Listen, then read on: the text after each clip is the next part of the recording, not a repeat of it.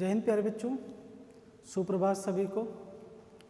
और इसी आशा के साथ आज का क्लास स्टार्ट करते हैं कि आप लोग स्वस्थ होंगे, प्रसन्न होंगे और अध्ययनरत होंगे। ठीक। तो आज का जो हमारा टॉपिक है प्यारे बच्चों, उसका नाम है वाद विवाद प्रविधि।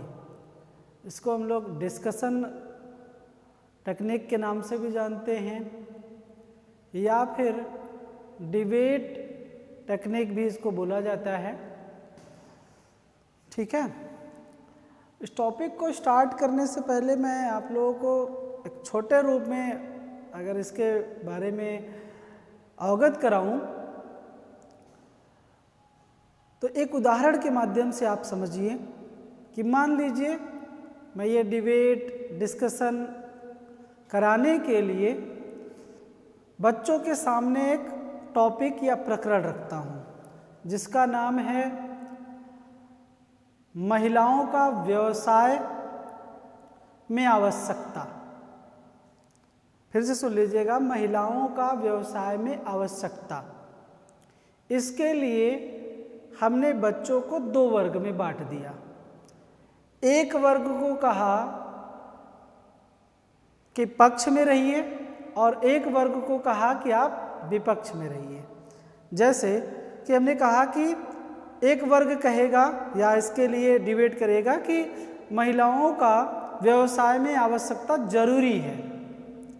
दूसरा वर्ग इस बात पे डिबेट करेगा कि महिलाओं का व्यवसाय में आवश्यकता जरूरी नहीं है।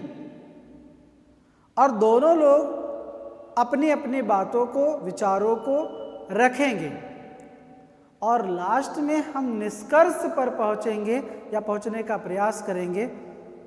उसी को हम लोग बोलते हैं वाद विवाद प्रविधि। तो आई होप आप लोगों को समझ में आया होगा कि ये वाद विवाद प्रविधि क्या है। इसमें आपस में ही बातें किया जाता है, चर्चा किया जाता है, परिचर्चा किया जाता है कि ये जरूरी है कि जरूरी नहीं है। तो इसीलिए हम क्या करते हैं, दो वर्ग में बांट करके ही इस पे चर्चा करते हैं। ठीक है।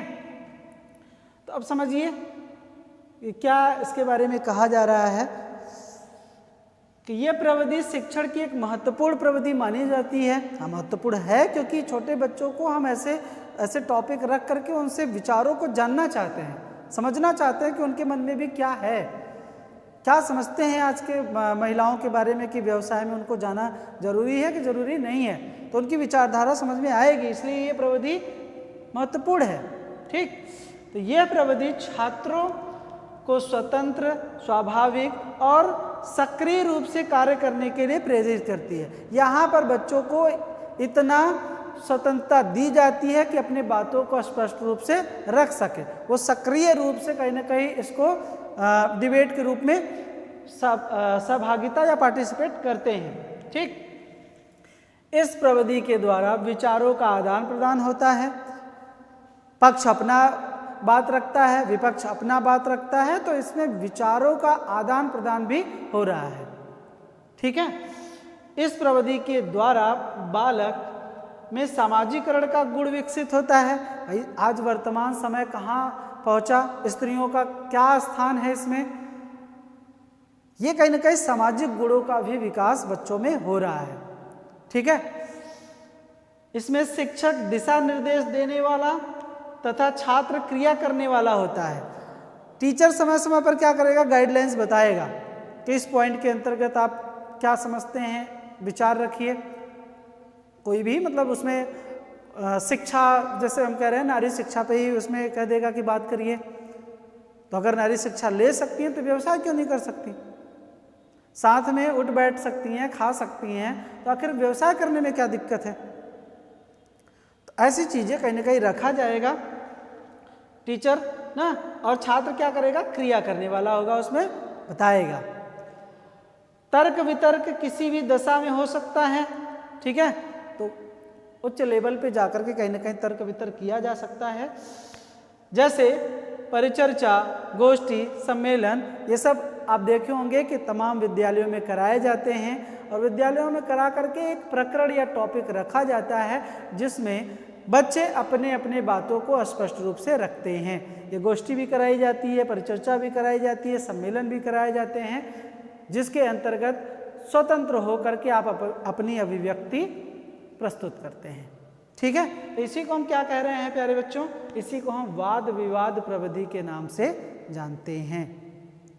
अब देखिए, कुछ लोगों ने इसको परिभाषित करने का भी प्रयास किया है, जिसमें रिक्स महोदय हैं।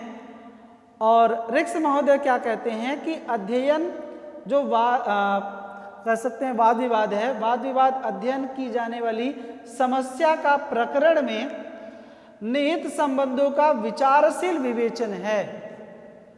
ठीक है, तो अध्ययन की जाने वाली जो समस्या है, कौन सी समस्या? जो हमने आपको एक समस्या रखा कि महिलाओं का व्यवसाय में जाना क्या आवश्यक है कि नहीं है। ठीक है, प्रकरण में जो निहित संबंध है उस पर विचारशील को विवेचन करेंगे। ये कौन कहते हैं? रिक्स महोदय कहते हैं। ठीक बात। अब इसके साथ साथ आप देखेंगे तो बहुत सारे लोगों ने भी परिभाषा दिया, जिसमें एक नाम आता है James M L E. James M L E कहते हैं कि विचार विमर्श एक शैक्षिक सामूहिक प्रक्रिया है जिसमें छात्र को दो वर्गों में विभाजित करके पक्ष और विपक्ष में रख करके निष्कर्ष तक पहुंचने का प्रयास किया जाता है। इसको हम लोग क्या कहते हैं? वाद विवाद कहते हैं। ठीक है, तो एक सामूहिक प्रक्रिया है, बिना समूह का नहीं हो सकता है। उसमें एक समूह और दूसरा समूह बना करके हम कहीं ना कहीं इसमें विचार विमर्श करते हैं। एक समूह को पक्ष में रख देते हैं, एक समूह को विपक्ष में रख देते हैं, जिसमें छात्र आपस में ही क्या करते हैं? वाद विवाद करते हैं। ठीक, तो ये जेम्स एम ली कहीं ना कहीं इस बात को स्पष्ट करते हैं। उसके पश्चात आप देखेंगे तो एक सिम्पसन महोदय हैं, वो भी परिभाषा देते हैं और कहते हैं वाद विवाद बातचीत की एक विशिष्ट रूप है। इसमें सामान्य बातचीत की अपेक्षा एक विस्तृत जानकारी दी जाती है जो प्रकरण के विभिन्न तथ्यों के आधार पर प्रस्तुत किया जाता है।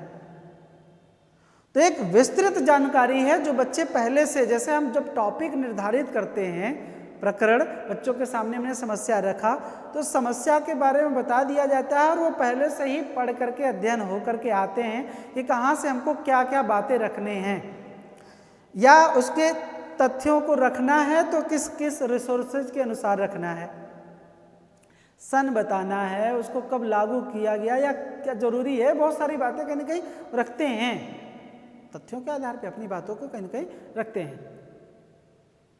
ठीक है, तो इस पर सामान्य जानकारी होनी चाहिए, तभी वो बातों को रख सकेंगे। ये सिम्पसन कहते हैं। अब उसके पश्चात प्यारे बच्चों देखिएगा कि वाद विवाद प्रविधि का उद्देश्य क्या होता है। तो इसके उद्देश्य क्या होते हैं? तो पहला उद्देश्य जो देखने को मिलता है कि छात्रों को नवीन ज्ञान से परिचित कराने हेतु योजना बनाई जाती है। तो बच्चों को ऐसे ऐसे टॉपिक या समस्याएं रख करके हम नवीन जो है बातों को बताना चाहते हैं, जो वर्तमान समय में एक ज्वलनशील समस्या भी हो सकता है, या कह सकते हैं कि नवीन ज्ञान से हम परिचित कराने के लिए योजना बनाते हैं। अब भाई जैसे अब देखिए, वैसे है तो बहुत सारी समस्याएं समाज में, जैसे एक दहेज समस्या है, उसको भी प्रकरण के रूप में ले सकते हैं। भ्रष्टाचार एक समस्या है, उसको भी प्रकरण में ले सकते हैं। आतंकवाद एक समस्या है, प्रकरण में लेकर के बच्चों से डिबेट करा सकते हैं। और वर्तमान समय में शिक्षा में गिरावट आ रही है, इसमें भी हम डिबेट करा सकते हैं। तो ऐसे कहीं ना कहीं हम टॉपिक को रख करके उस पर वाद विवाद बच्चों से करा सकते हैं, जिससे कि नए नए अवधारणाओं से बच्चे परिचित हो सकते हैं। ठीक है, उसके बाद दूसरा पॉइंट है छात्रों को समस्या से संबंधित विचारों को स्पष्ट करना। छात्रों को क्या है, समस्या से संबंधित जो विचार हैं उसको स्पष्ट हो पाता है। जैसे हमने रखा तो लास्ट में एक निष्कर्ष तक पहुंचेंगे कि महिलाओं को व्यवसाय में आने की आवश्यकता है कि नहीं है। जब ये डिबेट होगा तो हम एक निष्कर्ष तक पहुंचेंगे। जो हो सकता है कुछ बच्चे कहते हो कि नहीं, जरूरी नहीं है, कुछ ऐसे क्षेत्र हैं जिनमें महिलाओं को आने की आवश्यकता नहीं है, ये भी बातें रखी जाएंगी।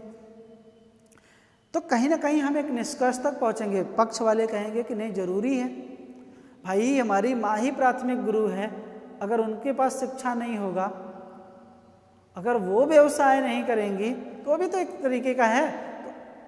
तो हम जब एक साथ शिक्षा ले सकते हैं, एक साथ पढ़ सकते हैं, तो व्यवसाय क्यों नहीं कर सकते हैं? और महिलाएं अगर व्यवसाय करती हैं तो हो सकता है उस परिवार की आर्थिक स्थिति और अच्छी सुदृढ़ होगी। अगर सिर्फ पुरुष प्रधान कमाता है तो भाई उसकी परिवार की आर्थिक स्थिति उतनी अच्छी नहीं हो सकती। लेकिन अगर दोनों लोग आपसी सामंजस्य के अनुसार, अगर दोनों लोग कमाते हैं, दोनों लोग रोजगार परख करते हैं, तो उस परिवार की आर्थिक स्थिति अगर सुधरेगी तो आर्थिक स्थिति सुधरेगी तो उपभोग क्षमता सुधरेगी, उपभोग क्षमता सुधरेगी तो पहले प्रति व्यक्ति आय सुधर जाएगी, प्रति व्यक्ति आय सुधरेगी तो राष्ट्रीय आय में भी वृद्धि होगा। तो कहीं ना कहीं बहुत सारी चीज़ें सुदृढ़ होंगी।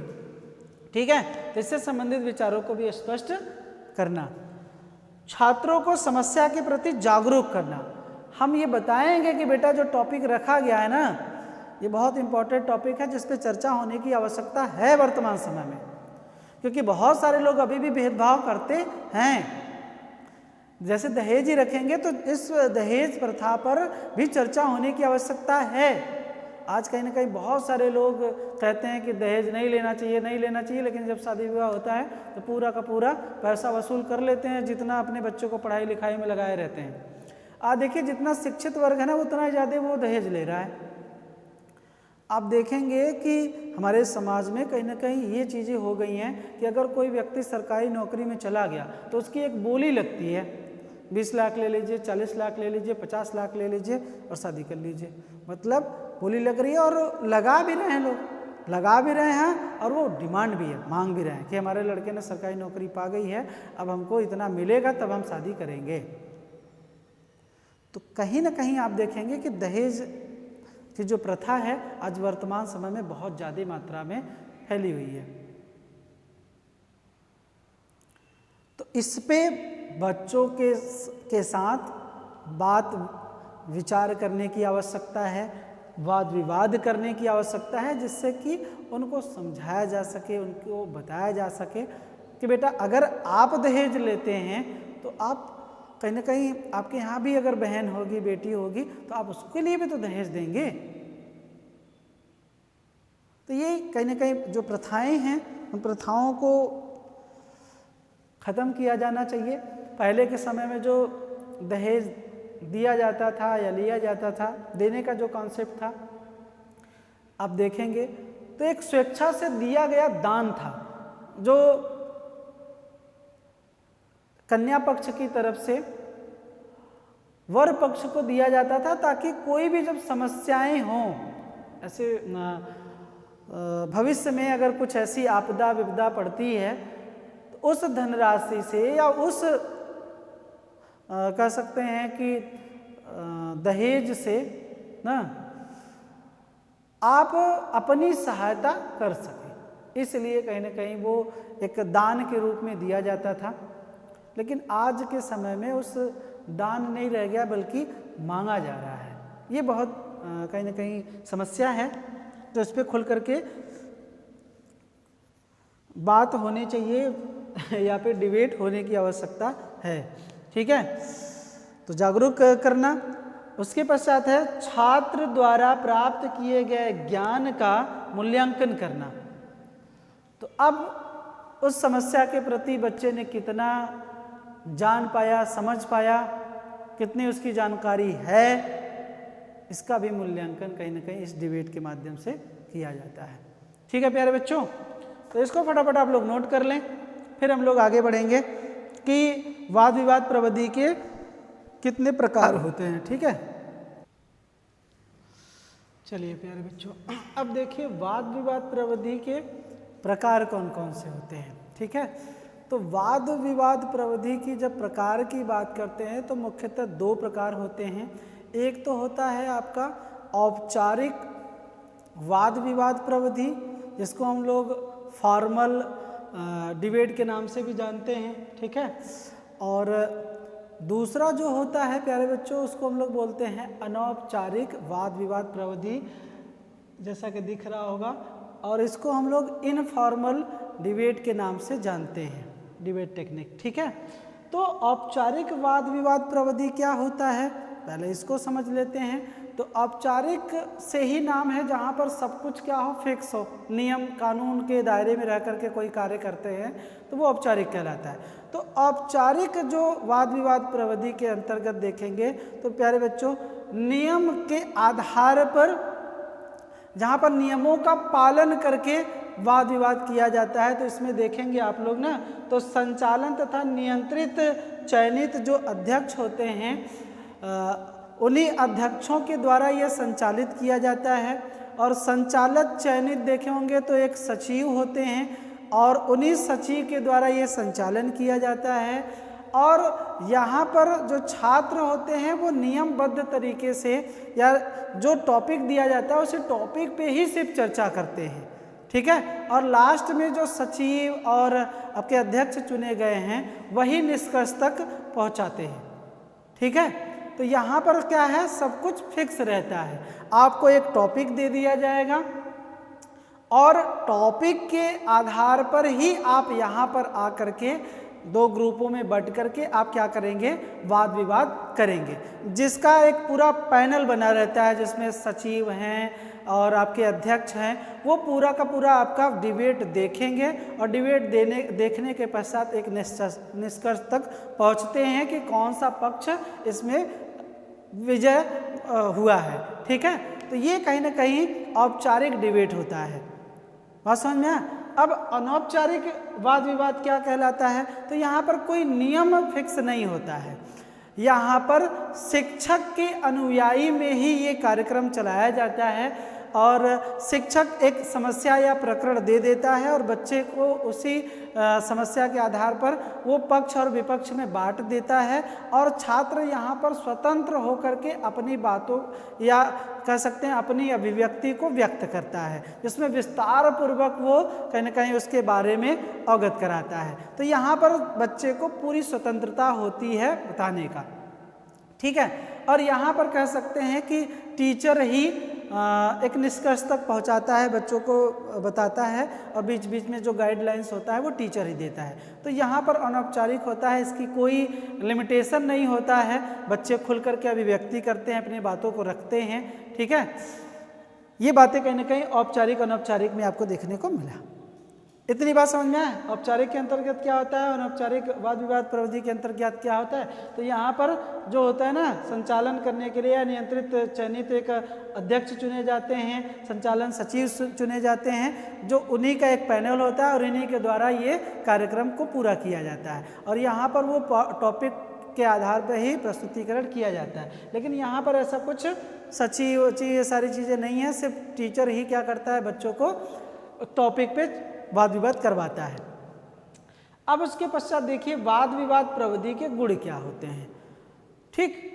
तो वाद विवाद प्रविधि के आप देखेंगे तो निम्नलिखित गुण देखने को मिलते हैं, जिसमें पहला गुण है, इस प्रविधि से छात्र विषय वस्तु के चयन तथा प्रस्तुतिकरण की कला में निपुण हो जाता है, ठीक है।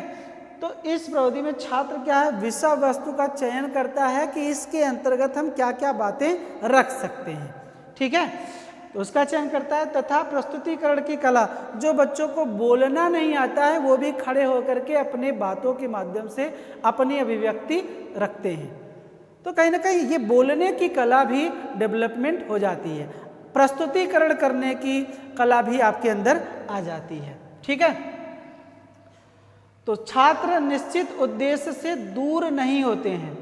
तो इसमें क्या है, एक निश्चित उद्देश्य है और उस उद्देश्य से ये दूर नहीं होते, क्योंकि आप देखिए कि इसी उद्देश्य को ध्यान में रख करके ही वाद विवाद करवाया जाता है। तो उस वाद विवाद में डिबेट कराने का यही मतलब होता है कि उस उद्देश्य को पूरा किया जाए। तो उस निश्चित उद्देश्य से भी दूर नहीं होते हैं। जहाँ हटते हैं तहाँ ये पैनल इसमें आएंगे तो वो पैनल वाले तुरंत उस बातों को खंडन करते हैं, या टीचर यहाँ अगर करते हैं तो टीचर भी उसको रोक देता है। तो इसलिए वो दूर नहीं होते हैं। छात्र नियंत्रित होकर स्वानुशासन सीखते हैं। यहाँ पर बच्चे क्या होते हैं, नियंत्रित, क्योंकि चाहे जिस प्रकार का आपका वाद विवाद हो वहाँ नियंत्रित वातावरण में कराया जाता है, आमने सामने बैठा करके करते हैं कहीं ना कहीं। तो एक दूसरे की बातों को सुन रहे हैं और एक व्यक्ति बोल रहा है, तो जब एक व्यक्ति बोल रहा है तो बहुत सारे बच्चे क्या करते हैं, उसको ध्यानपूर्वक सुनते हैं। पक्ष रखा,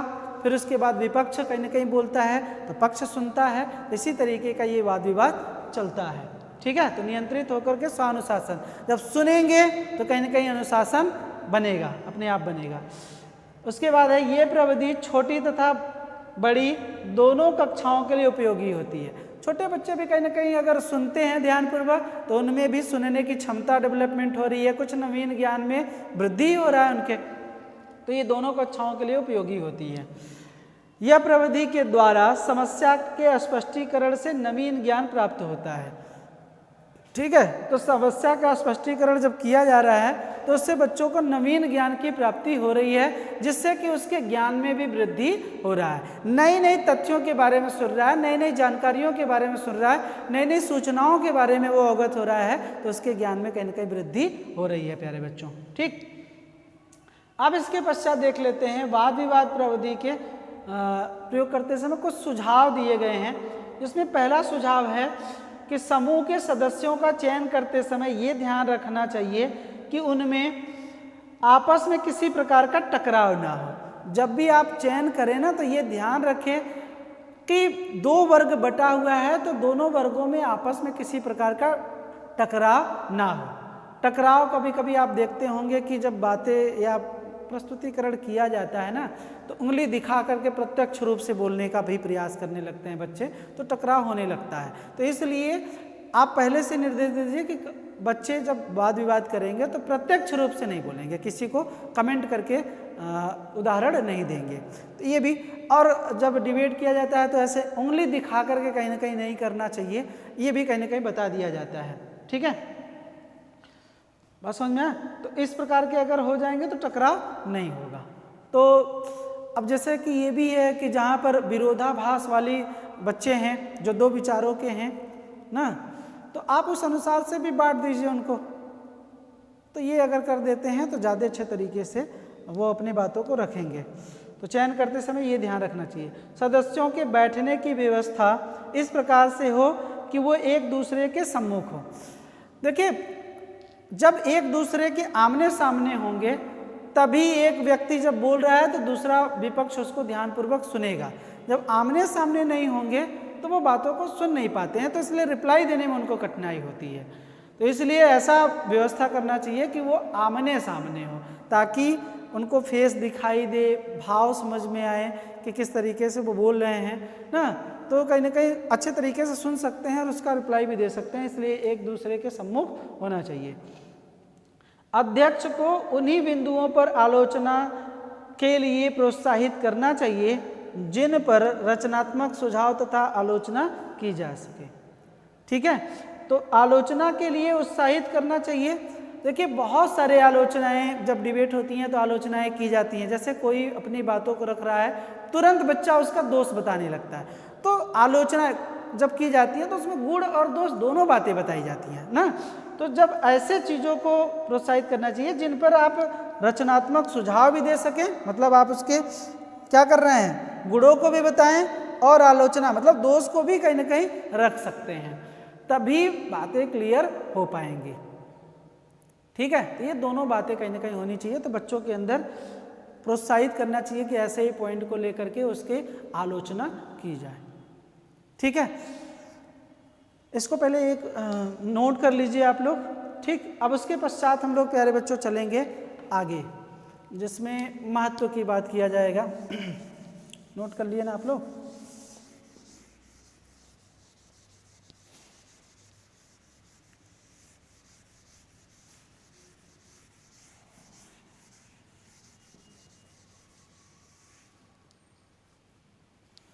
इसके बाद हेडिंग है प्यारे बच्चों, वाद विवाद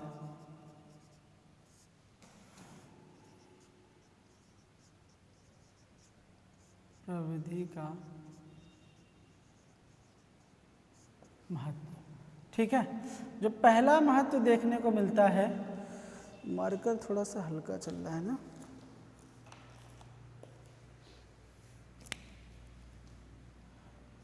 वो है अभिव्यक्ति की स्वतंत्रता।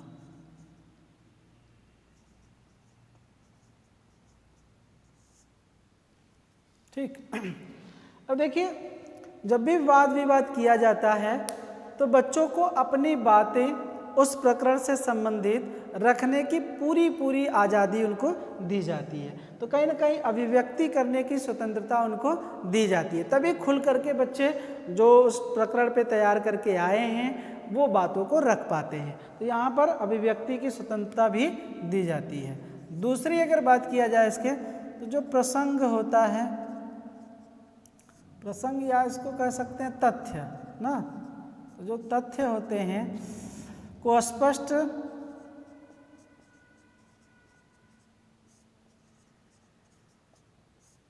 करने में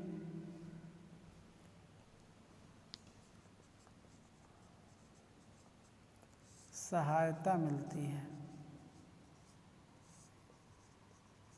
ये भी इसका मतलब है। देखिए, तथ्य जब स्पष्ट करने में सहायता उनको मिलती है, क्योंकि हम वाद विवाद में बच्चा क्या करता है, जो भी प्रसंग है उस प्रसंग के बारे में स्पष्ट रूप से वो अभिव्यक्ति करता है, जिसमें विस्तार पूर्वक कहीं ना कहीं बातों को रखता है। या फिर आप अगर कोई श्रोता है सुन रहा है उसमें, तो विस्तार पूर्वक वो समझ सकता है कि उस टॉपिक पे क्या पक्ष ने कहा, क्या विपक्ष में कहा। तो ये भी चीज़ें होती हैं, तो तथ्य को स्पष्ट करने में भी सहायता मिल पाती है। ठीक, तीसरा अगर महत्व देखा जाए तो होता है जो जिज्ञासाएं होती हैं। ठीक है, जिज्ञासाएं शांत होती हैं।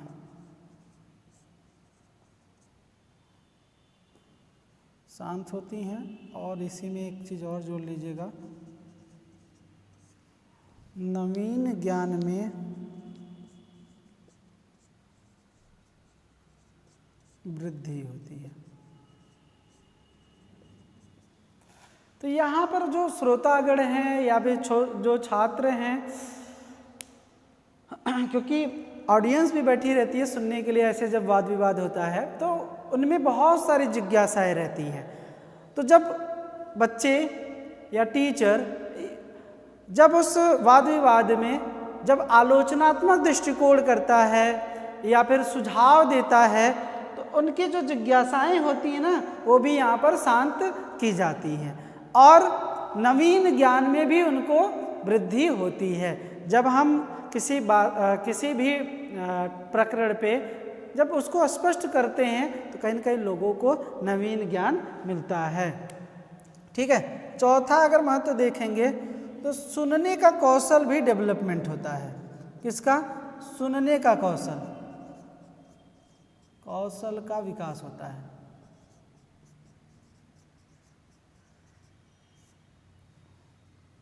विकास होता है। ठीक, और कहा जाता है कि एक अच्छा संप्रेषणकर्ता वही है जिसमें सुनने का क्षमता होगा। आप जब सुनेंगे तो आपके अंदर अधिक से अधिक शब्द भंडारों में वृद्धि होगी। जब आपके पास ज़्यादा शब्द भंडार होंगे, ज़्यादा सूचनाएं होंगी, और वो सूचनाएं आगे चल करके जब आपके ज्ञान में वृद्धि कर रही हैं, तब आप कहीं ना कहीं अच्छा बोल पाते हैं। तो एक बोलने वाला व्यक्ति अच्छा श्रोता भी होता है।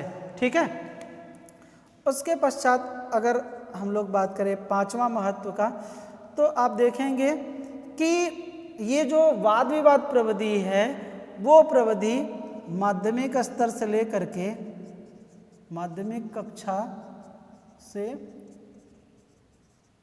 उच्च कक्षा के लिए उपयोगी होता है। ठीक है, तो ये जैसे छोटे बच्चों के लिए उतना उपयोगी नहीं है, लेकिन माध्यमिक कक्षा और उच्च कक्षाओं के लिए ज़्यादा उपयोगी माना जाता है, क्योंकि यहाँ पर बच्चों के विचार जानने का अवसर मिलता है। बच्चों के जो ज्ञान तो हैं ही, लेकिन ज्ञान के साथ साथ उनके मन में क्या चल रहा है, उनके विचार क्या हैं, वो जानने का अवसर मिलता है। तो इसलिए इन कक्षाओं में ये ज़्यादा उपयोगी माना जाता है। एक पॉइंट यहीं पे और लिख लीजिए, दिख रहा है ना, नहीं साफ कर दे रहा है, इसको लिख लीजिए, उसके बाद साफ करके एक पॉइंट और बता दे रहे हैं।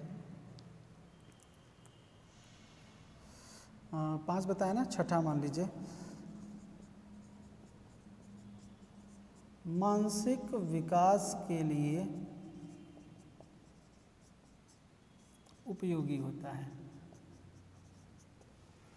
यहाँ पर आप तर्क कर रहे हैं, वितर्क कर रहे हैं ना, और एक दूसरे की बातों को सुन रहे हैं, नवीन ज्ञान की वृद्धि हो रही है, तो आपके मानसिक विकास के लिए भी बहुत उपयोगी होता है। ठीक है, तो ये कहीं ना कहीं इतने बहुत सारे महत्व भी देखने को प्यारे बच्चों मिलता है, जो आप लोगों के सामने आप रखा गया, इसको नोट कर लीजिएगा आप लोग। एक चीज़ और आप देखिए कि जो वाद विवाद प्रविधि होता है, इसका उपयोग क्यों किया जाता है? तो उपयोग इसलिए किया जाता है, अगर देखा जाए तो बच्चों को खड़े होने और बोलने के लिए भी ये बहुत ज़्यादा उपयोगी होता है, इसलिए कहीं ना कहीं इसका उपयोग कराया जाता है। बच्चे अपनी बातों को स्पष्ट रूप से दूसरे के सामने रख पाएँ, इसलिए ये उपयोगी होता है। बच्चों की समस्याओं का समाधान हो सके, इसलिए ये उपयोगी होता है। और कहेंगे कि बच्चों के नवीन ज्ञान में वृद्धि करने के लिए उपयोगी होता है, मानसिक शक्तियों के विकास के लिए उपयोगी होता है, तार्किक शक्तियों के विकास के लिए उपयोगी होता है। इसीलिए वाद विवाद कहीं ना कहीं प्रतियोगिताएं आप देखे होंगे कि विद्यालयों में कराए जाते हैं, जिसमें एक प्रकरण रखा जाता है और प्रकरण रख करके बहुत सारे मेंबर्स चुने जाते हैं, पैनल चुनी जाती है और पैनल के सामने कहीं ना कहीं वो प्रस्तुतिकरण दी जाती है। तो इसलिए भी प्यारे बच्चों वाद विवाद जो प्रविधि है काफ़ी उपयोगी होते हैं, और हर एक विद्यालयों में, महाविद्यालयों में आप देखेंगे तो वाद विवाद जो प्रविधि का प्रयोग किया जाता है। हमने भी अपने कक्षाओं में बीएड के, बीटीसी के, पीजी के बच्चों के साथ कहीं ना कहीं कुछ भी एक प्रकरण रख करके ये हम डिबेट करवाते हैं, जिससे कि बच्चों के विचारों के बारे में हम जान पाते हैं और एक निष्कर्ष तक भी पहुंचना चाहते हैं अधिकांशतः, कि बच्चों के कहीं ना कहीं अगर देखा जाए तो क्या कहना चाहते हैं, उसका क्या निष्कर्ष निकलता है आज वर्तमान समय में। तो इसलिए उसके व्यवहारिक जीवन में भी क्या उसका वो प्रयोग कर रहे हैं कि नहीं कर रहे हैं, तो ये बातें, बहुत सारी बातों को कहीं ना कहीं जानने का अवसर मिल पाता है। ठीक है, तो यही है प्यारे बच्चों वाद विवाद प्रविधि, जिसको आज आपके सामने रखा गया। आई होप आप लोगों को समझ में आया होगा। तो ये सारे पॉइंट आप नोट कर लीजिए। ठीक है, फिर नेक्स्ट जो टॉपिक रहेगा उस पर चर्चा हम लोग करेंगे।